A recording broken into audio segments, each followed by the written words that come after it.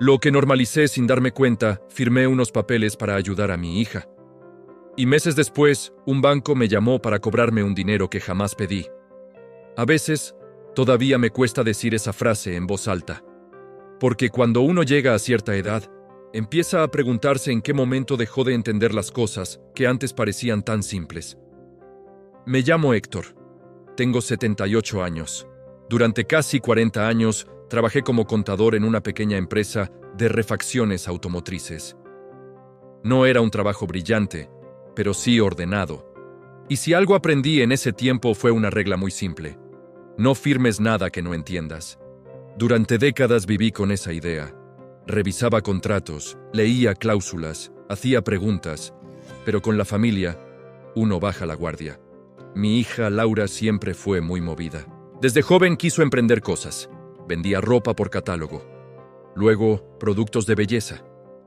Después empezó un pequeño negocio de artículos para fiestas. Yo la ayudaba cuando podía.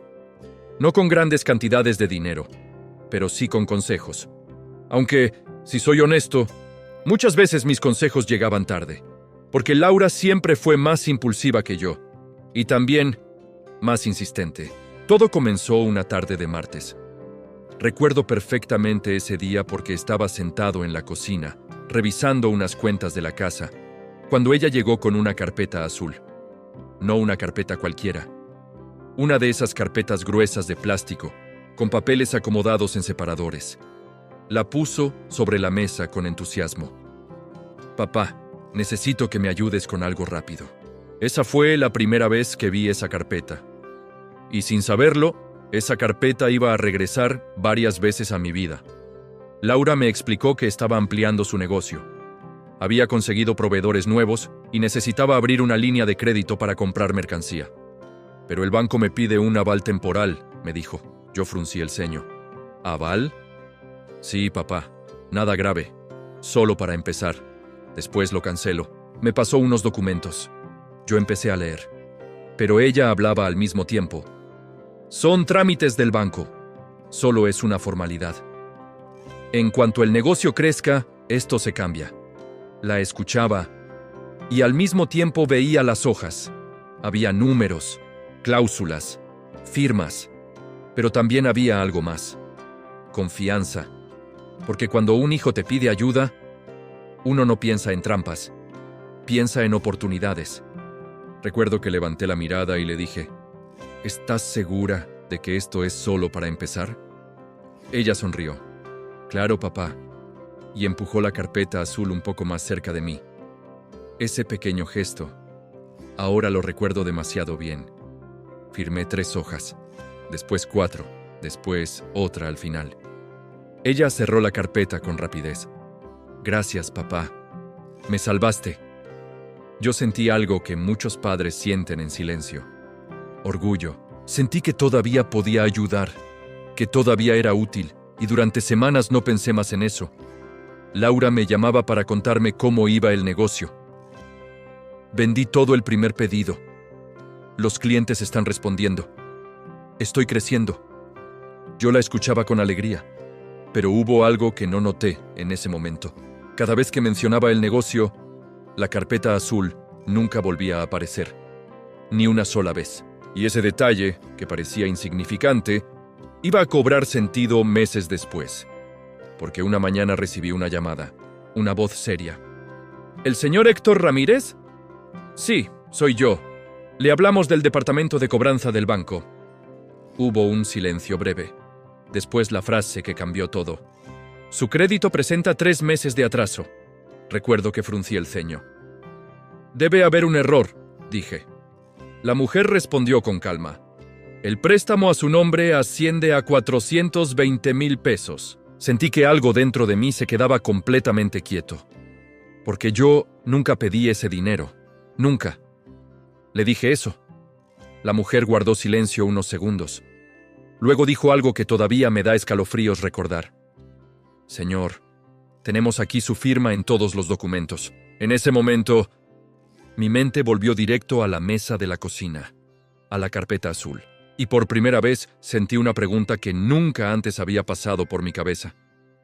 ¿Qué fue exactamente lo que firmé ese día?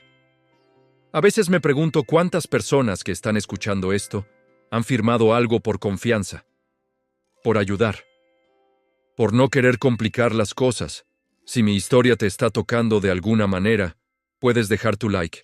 A veces uno cree que estas cosas solo pasan en su familia, pero esa llamada del banco fue solo el principio.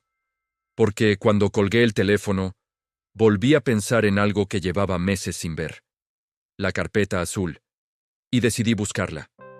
El momento que cambió todo. Cuando colgué el teléfono del banco, me quedé sentado varios minutos mirando la mesa de la cocina. La misma mesa donde meses antes había firmado aquellos papeles. El mismo lugar donde Laura había dejado la carpeta azul frente a mí. Hay momentos en la vida en los que uno siente que algo no encaja, pero todavía no sabe qué. Ese fue uno de esos momentos. Lo primero que pensé fue que debía tratarse de un error administrativo. Un banco puede equivocarse, los sistemas fallan, pero lo que no dejaba de dar vueltas en mi cabeza era una frase que la mujer había dicho con absoluta seguridad. Tenemos su firma en todos los documentos, en todos.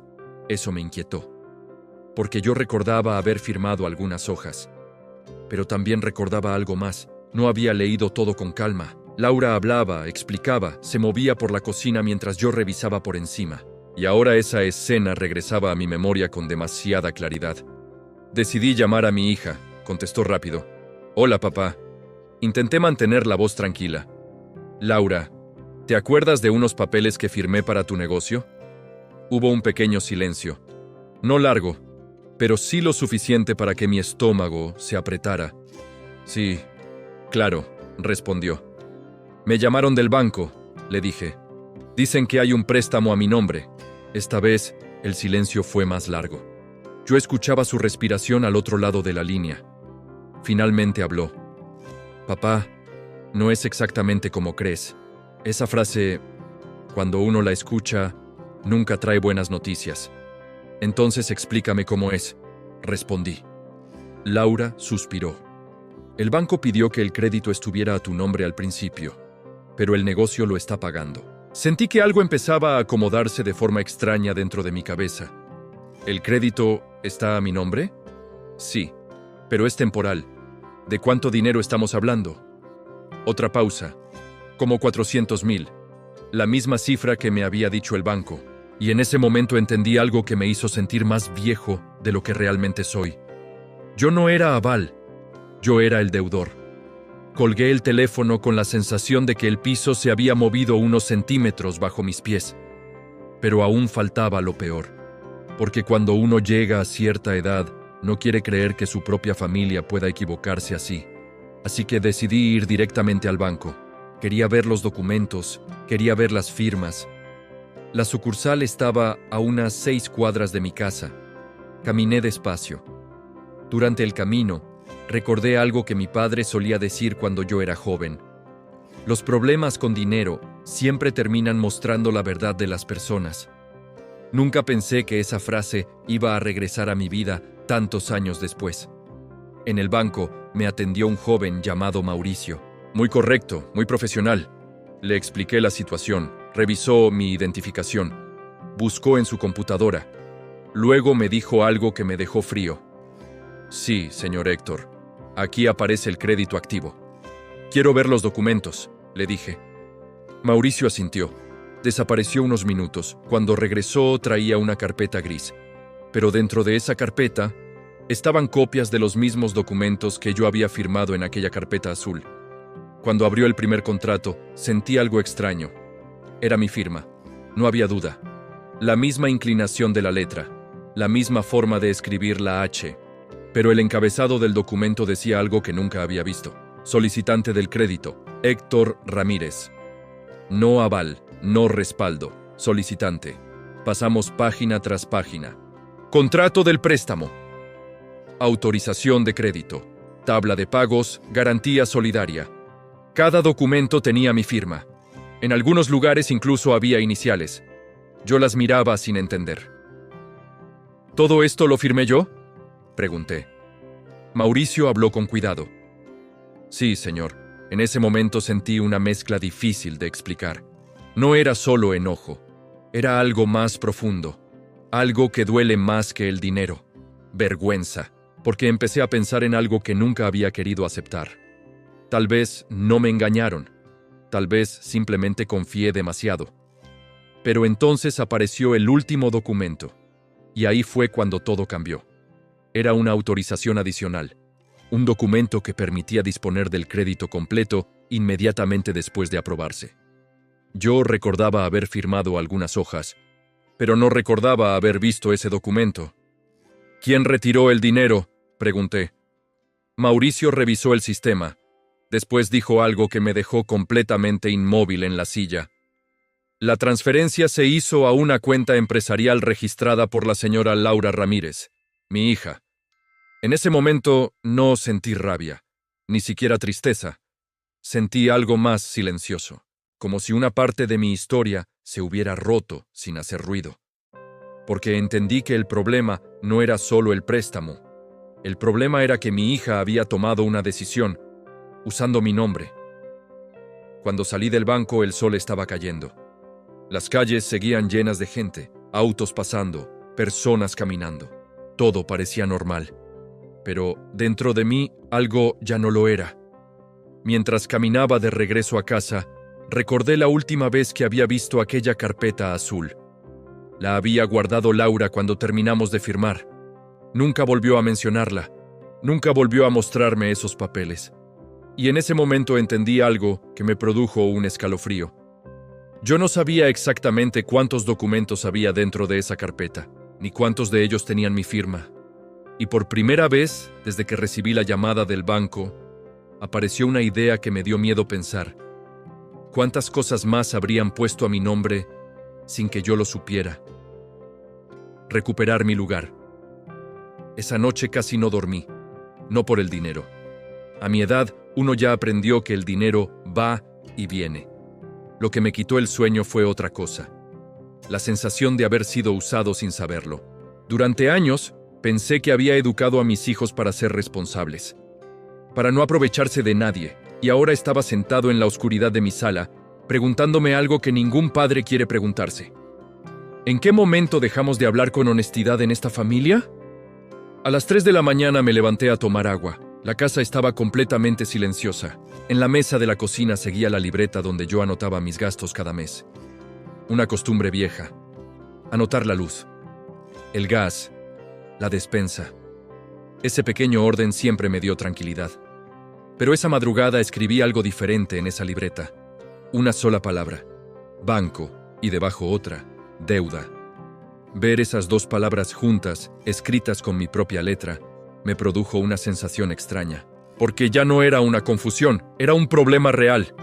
Y si algo aprendí en 40 años revisando cuentas, es que los problemas financieros no desaparecen solos. A la mañana siguiente regresé al banco. Esta vez no fui a preguntar. Fui a entender. Me atendió nuevamente Mauricio. «Señor Héctor», dijo con amabilidad, «¿en qué puedo ayudarlo?». Le hablé con calma. «Quiero saber exactamente qué firmé. Durante más de 1 hora revisamos todo. Cada contrato, cada cláusula, cada documento. Y poco a poco las piezas empezaron a acomodarse. El crédito estaba completamente a mi nombre. La cuenta del negocio recibía el dinero, pero legalmente yo era el responsable de pagarlo. Cuando terminamos de revisar los papeles, le hice una pregunta muy simple. ¿Puedo cancelar cualquier autorización que permita usar mi nombre para nuevos créditos? Mauricio asintió. Sí, señor. Podemos bloquear cualquier operación futura. Ese momento fue importante, no porque resolviera todo, sino porque por primera vez sentí que volvía a tomar una decisión por mí mismo. Firmé ese bloqueo. Irónico, ¿no? Otra firma. Pero esta vez sabía exactamente lo que estaba firmando. Antes de irme, Mauricio me dijo algo que agradecí. Señor Héctor, muchas personas mayores vienen con situaciones parecidas. No es tan raro como parece. Esa frase se quedó conmigo todo el camino a casa, porque de alguna manera me quitó un peso.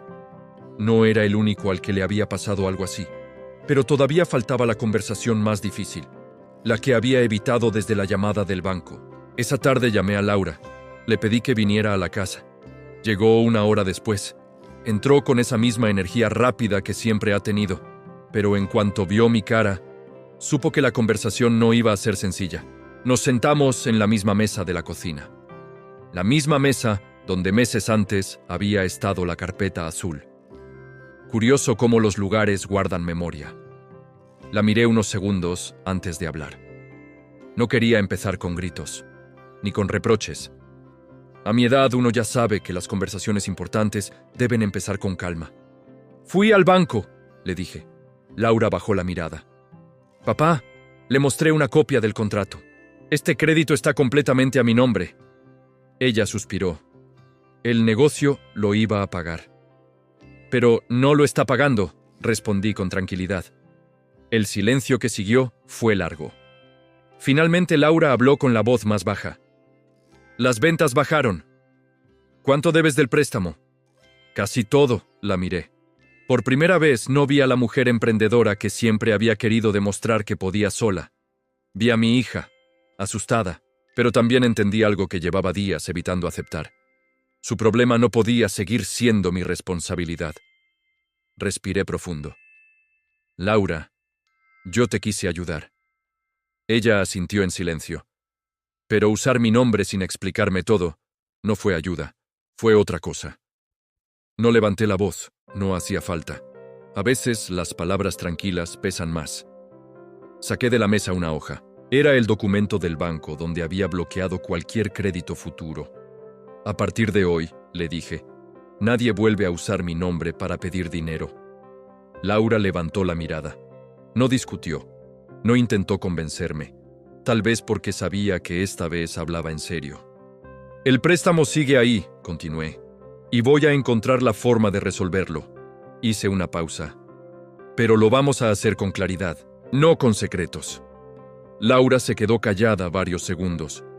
Luego dijo algo que no esperaba. «Papá, perdón.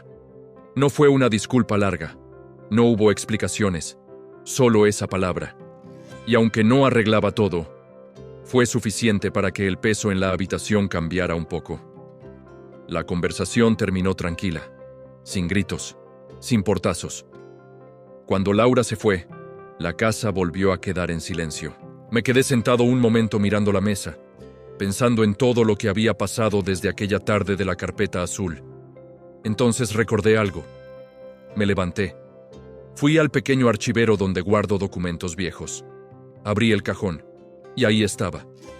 La carpeta azul. Laura la había dejado ahí semanas después de aquella firma. La tomé entre las manos. Pesaba más de lo que recordaba. Saqué todos los papeles. Los revisé uno por uno. Esta vez con calma, sin prisas, sin conversaciones encima. Cuando terminé, volví a guardar los documentos, pero no regresé la carpeta al cajón. La cerré. La dejé sobre la mesa de la cocina. Y por primera vez en mucho tiempo, no firmé nada más.